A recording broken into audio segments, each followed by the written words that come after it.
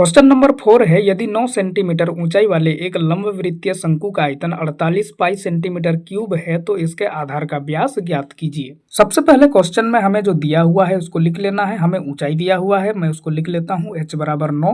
फिर शंकु का आयतन दिया हुआ है तो उसको भी मैं लिख लेता हूँ, शंकु का आयतन बराबर 48 पाई। क्वेश्चन में हमें व्यास निकालने के लिए कहा गया है, तो भैया व्यास निकालने के लिए हमें त्रिज्या यानी r का पता होना जरूरी होता है। ठीक है, तो सबसे पहले हम r निकालते हैं, उसके बाद व्यास निकालेंगे। तो देखिए यहाँ पर लिखा हुआ है शंकु का आयतन, तो भैया शंकु का आयतन का फॉर्मूला हमें पता है, उसको लिख देना है 1/3 पाई r स्क्वायर h, और बराबर में ये जो 48 पाई है इसको इसके आगे एज इट इज लिख देना है। अब वैल्यू पुट करते हैं तो ये 1/3 हो गया, गुना में पाई है। तो भैया क्या हम पाई का मान डालेंगे? नहीं डालेंगे, क्योंकि यहाँ पर हमें आयतन जो दिया हुआ है वो भी पाई में दिया हुआ है। देखिए 48 पाई है, इसलिए हम इस पाई का वैल्यू यहाँ पे नहीं डालेंगे, इसको एज इट इज रहने देंगे। ठीक है, और ये r का स्क्वायर है भैया, r हम अभी निकाल रहे हैं तो उसको भी एज इट इज रहने देना है।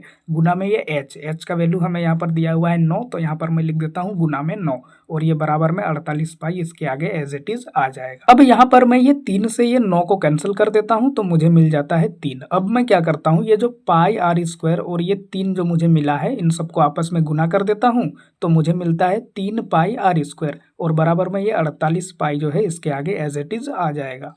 अब मैं r का वैल्यू फाइंड कर रहा हूँ, तो ये जो r स्क्वायर है इसको मैं साइड में लिख लेता हूँ, बराबर में ये जो 48 पाई है ये इसके आगे यहाँ पे एज इट इज आ जाएगा। अब यहाँ पर देखिए ये जो 3 पाई है ये r स्क्वायर के साथ गुना में थे। ठीक है, अब इनको अगर मैं दूसरी ओर भेजूंगा तो ये भाग में हो जाएंगे यानी बटा में चले जाएंगे। ठीक है, तो ये 3 पाई भैया यहाँ पर 48 के बटा में चला गया। अब यहाँ पर मैं पाई से पाई को कैंसिल कर देता हूँ और ये 3 से 48 को कैंसिल करता हूँ तो मुझे मिल जाता है 16। अब यहाँ पर r स्क्वायर भैया यहाँ पर एज इट इज आ गया, और बराबर में ये जो 16 बचा हुआ है इसको मैं बराबर में लिख देता हूँ। अब हमें r का वैल्यू चाहिए, लेकिन यहाँ पर r के साथ स्क्वायर भी लगा हुआ है, और स्क्वायर को हटाने का निंजा टेक्निक आपको पता है, बराबर के दोनों तरफ रूट लगाना है। तो मैं रूट लगा देता हूँ यहाँ पर r स्क्वायर में, और बराबर में ये जो 16 है यहाँ पर भी लगा देता हूँ रूट। अब ये स्क्वायर से ये रूट हो गया कैंसल, तो हमें मिला r, और बराबर में ये जो 16 है भैया ये होता है 4 का स्क्वायर। तो मैं क्या कर सकता हूँ, ये 16 के जगह 4 का स्क्वायर लिख सकता हूँ। तो ये रूट को मैंने यहाँ पे एज इट इज लगा दिया, बराबर में 16 के जगह लिख दिया 4 का स्क्वायर। अब यहाँ पर ये स्क्वायर से ये रूट भी हो जाएगा कैंसल, तो हमें मिलेगा 4। तो इस तरह से भैया हमें r बराबर मिला 4।